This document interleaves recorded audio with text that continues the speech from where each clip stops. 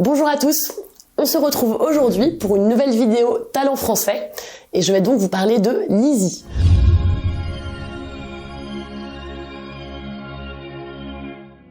Lizy est un des leaders mondiaux dans le domaine de la visserie, des fixations en général, avec des origines qui remontent à la fin du XVIIIe siècle. C'est sans doute l'entreprise la plus ancienne dont je vous ai parlé jusqu'ici.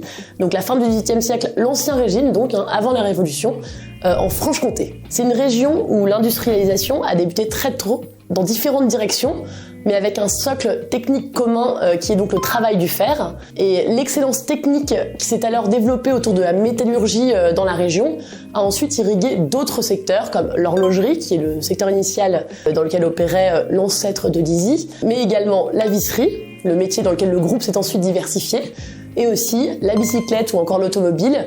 Et ce n'est pas un hasard si l'entreprise Peugeot tire également ses origines de cette région. Mais revenons donc aux prémices de Lizy qui remontent donc à 1777, on est encore sous Louis XVI à ce moment-là, c'est très impressionnant, avec la création par le protestant Frédéric Japy d'une fabrique d'horlogerie à Beaucourt, dans le nord de la Franche-Comté. En mécanisant la fabrication des pièces d'horlogerie, il va vraiment révolutionner le secteur, en réduisant les coûts de fabrication grâce à l'utilisation de machines destinées à la production en série, et il va très vite, de cette manière, dominer le marché français mais aussi suisse des ébauches de montres. En 1806, quelques années plus tard, 3 de ses fils sur les 16 enfants qu'il a eu en tout reprennent donc sa fabrique et elle compte déjà 500 employés, c'est également assez important pour l'époque. Et la production donc horlogère à la base commence à se diversifier. On va ajouter au fil des années des vis et des boulons, des articles de serrurerie et de quincaillerie, des ustensiles de ménage et bien d'autres produits encore qui vont faire de Japy la deuxième entreprise française en termes de capitaux durant le Second Empire. Donc deuxième entreprise française, c'est vraiment un des leaders de l'époque. Au XXe siècle, malheureusement, la belle histoire se ternit un peu puisque l'entreprise Japy, bien que désormais très largement diversifiée, décline peu à peu et est progressivement démantelée avec la cession de différentes branches de la marque. En 1959, l'activité qui nous intéresse, visserie-boulonnerie donc de Japy, est reprise conjointement par 3 autres entreprises de la région Franche-Comté, on reste vraiment dans le même coin. Donc la société industrielle de Delle, la SID, également Vieillard, Mijon et compagnie, la VMC, qui elle fabrique des fils en acier et notamment encore aujourd'hui le leader mondial dans le domaine des hameçons. Et enfin une 3e société, Boly Frères, qui est spécialisée dans la production de boulons décolletés et de culottes bougies. Pour la petite histoire, en ce qui concerne les autres activités de l'Empire, l'ancien Empire Japy, on peut mentionner notamment les pompes Japy qui existent encore, ou encore la division horlogerie qui, elle, a été absorbée par Jazz en 1954 et qui disparaît quasi en même temps que Jazz, donc à la toute fin du XXe siècle. Mais revenons donc au secteur qui nous intéresse. Les 3 entreprises repreneuses donc de cette division de Japy vont finir par fusionner leurs activités de visserie-boulonnerie en 1968 pour former la Générale de Forgeage-Décolletage, GFD, qui devient alors le premier fabricant français de visserie-boulonnerie standard et automobile. Dans les années 1970, le groupe se diversifie en plus de l'automobile dans un deuxième secteur, les fixations pour l'aéronautique, et absorbe notamment en 1977 la société Blanc Aéro Industrie, qui est spécialisée dans le secteur. L'opération est rendue possible, on retrouve ses chers voisins Peugeot, grâce à l'entrée donc de la famille Peugeot au capital. Et aujourd'hui encore, les familles Colère, Peugeot et Vieillard demeurent les actionnaires de référence de ce qui est devenu Lizy, avec 66% du capital et 80% des droits de vote. Et on le retrouve également à la direction du groupe, avec Gilles Colère qui est toujours président de Lizy, et Emmanuel Vieillard qui est celui qui occupe le poste de directeur général. Suite donc à cette fusion, le groupe se renomme Générale Financière et Industrielle, mieux connu sous le nom de GFI. Le groupe entre en bourse en 1989. Dans la décennie qui suit, il continue de se renforcer avec l'acquisition de plus d'une quinzaine de sociétés en Europe et aux États-Unis. Donc renforcement mais aussi internationalisation. En 2001, il s'engage donc de GFD, l'activité historique de visserie-boulonnerie standard, pour se recentrer sur tout ce qui est fixation de haute technologie. Et pour mieux marquer ce recentrage, il change de nom en 2002 pour devenir Lizy, enfin, c'est-à-dire Link Solution for Industry. Donc l'idée étant de mieux marquer ce repositionnement vers haute valeur ajoutée et technologie. Entre 2007 et 2010, Lizzie se développe dans un nouveau segment, donc on avait l'automobile et l'aéronautique, et là ils acquièrent plusieurs entreprises qui fabriquent des implants dentaires, des systèmes d'assemblage vis-broche qu'on utilise en chirurgie reconstructive ou encore des prothèses de hanche, et donc une nouvelle division apparaît à ce moment-là, Lizzie Medical. Dans la dernière décennie, donc, qui nous amène à aujourd'hui, les acquisitions vont se poursuivre avec à chaque fois cette volonté de monter en gamme et d'augmentation de la valeur ajoutée des produits. Côté aéronautique, avec la reprise des sociétés Creuset Aéronautique en 2011, puis de Manoir Aérospace en 2014, Lizzie Aérospace se développe dans les composants de structures complexes, complémentaires des fixations que la société fabriquait jusqu'alors. Côté médical, le rachat de l'américain Remele Medical Operations en 2016 va permettre à Lizzie, en plus de se renforcer aux États-Unis, de se positionner sur un nouveau segment qui est très porteur, la fabrication d'instruments de chirurgie mini-invasive, là encore très technologique et en plein développement. Et enfin, côté automobile, en 2017-2018, le groupe reprend les sociétés américaines Thermax et High-Volt Products et donc va considérablement se renforcer dans les activités de fixation clippée et de composants mécaniques de sécurité à forte valeur ajoutée. Et cela lui permet également d'acquérir une vraie dimension mondiale dans son activité automobile en étant présent sur les 3 grandes régions majeures de production de voitures qui sont Chine, Europe et Amérique du Nord. Alors aujourd'hui, Lizzie c'est quoi? La première activité du groupe, c'est donc la division aérospace, qui représente en 2020 57% des ventes, mais 66% de l'EBITDA. C'est donc le pôle le plus important du groupe, non seulement en termes de revenus, mais également en termes de rentabilité, puisque plus de 2/3 de la marge est générée par ce segment. C'est aussi, on s'en doute, la division qui a été le plus fortement impactée par la crise sanitaire en 2020, mais aussi en 2021, puisqu'en 2020, on a un recul de presque 31% des ventes en organique, et sur les 9 premiers mois de 2021, encore de moins 20% supplémentaires par rapport aux 9 premiers mois de 2020. Donc vraiment très impressionnant comme recul. Deuxième segment le plus important, c'est l'activité Lizzie Automotive, qui représente 35% des ventes et 28% de l'EBITDA en 2020.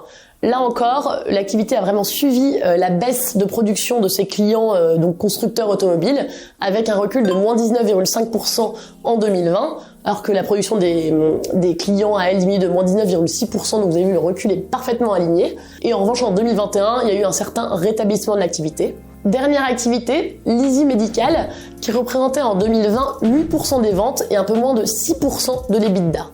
Là encore, gros recul en 2020, avec une baisse en organique de moins 19,3%, parce que il y a eu un report notamment lié aux interventions chirurgicales considérées comme non urgentes, mais aussi un désengagement des petits segments d'activité comme les implants dentaires, et enfin une forte volatilité des demandes de ses principaux clients. Il y a un rattrapage partiel sur les 9 premiers mois de 2021, mais qui n'est pas encore complet. Alors voilà pour Lizzie aujourd'hui. On a vu donc 2 exercices 2020 et 2021 en très fort recul, même si les résultats du groupe restent positifs. Maintenant, quelles sont les perspectives à court, à moyen et à long terme pour cette valeur?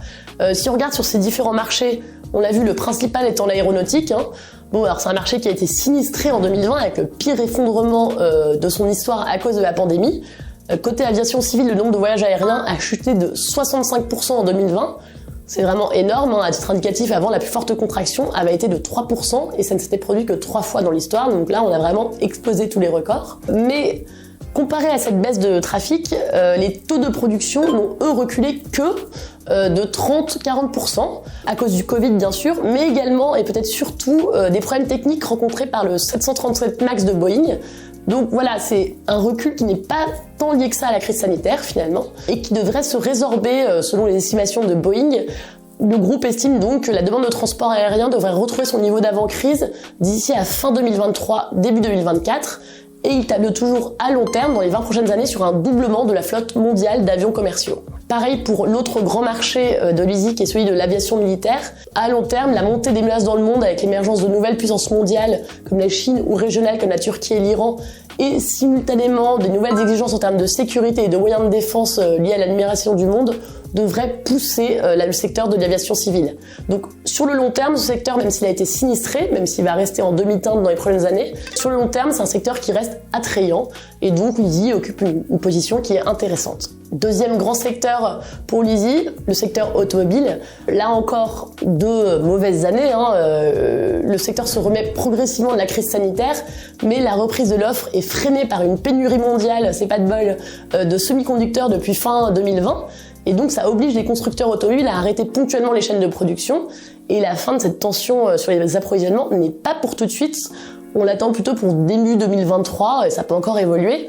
Et on estime que le secteur ne devrait retrouver son niveau d'avant-crise qu'en 2025 au plus tôt. Donc là encore, à court terme, des horizons plutôt sombres. En revanche, sur la longue route, on a des perspectives pour le secteur automobile qui sont beaucoup plus réjouissantes, avec un retour à la croissance qui devrait être tiré d'une part par l'adoption des véhicules électriques croissantes, mais également et surtout par la motorisation accrue des marchés émergents, où le faible taux d'équipement en véhicules et en parallèle l'enrichissement des classes moyennes devrait vraiment tirer la croissance dans les 1 à 2 prochaines décennies. Enfin, dernier marché d'importance pour l'ISI, c'est celui de l'instrumentation médicale.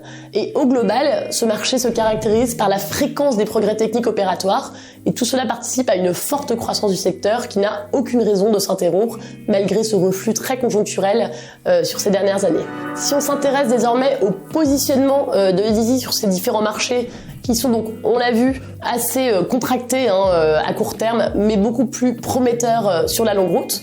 Donc si on s'intéresse donc au positionnement de l'ISI, le groupe occupe la position de numéro 5 mondial des fixations et des composants d'assemblage et de structure. Donc c'est une position qui est assez solide parce qu'il y a pas mal de barrières à l'entrée sur ces marchés, donc il risque pas d'être bousculé du jour au lendemain. Et si on regarde un peu plus en détail, c'est le numéro 3 mondial pour les fixations aéronautiques, dans le top 15 pour les composants de structure, toujours pour l'aéronautique. Côté automobile, c'est le numéro 8 mondial. Et enfin, côté médical, le numéro 7 pour tout ce qui est fixation de type implant et instruments orthopédiques. Donc voilà, un positionnement qui est bien solide. Au global, on a un groupe qui gagne en part de marché grâce à ses rachats successifs, on l'a évoqué, qui lui permettent de mieux s'implanter dans des zones géographiques stratégiques, tout en s'implantant également mieux dans des segments intéressants, à plus forte valeur ajoutée et très technologiques, avec à chaque fois, donc on l'a vu, une volonté de monter en gamme et de complexifier ses produits vers toujours plus de valeur ajoutée. Et à notre avis, c'est une stratégie qui est intelligente et qui devrait profiter au groupe. Autre avantage en faveur de l'ISI, le groupe jouit d'une taille et d'un niveau de crédibilité et de fiabilité qui lui permettent de mener sa croissance organique ou encore externe de manière soutenue. Il y a une excellente gestion opérationnelle qui permet de profiter des synergies de ces différentes activités et d'augmenter ses marges. Donc voilà, une très jolie valeur, assez décotée en ce moment, comme vous pouvez le voir sur la droite de régression. Pourquoi ne pas investir dessus? On vous laisse vous rapporter notre analyse et notre conseil sur notre site pour prendre votre décision de manière éclairée.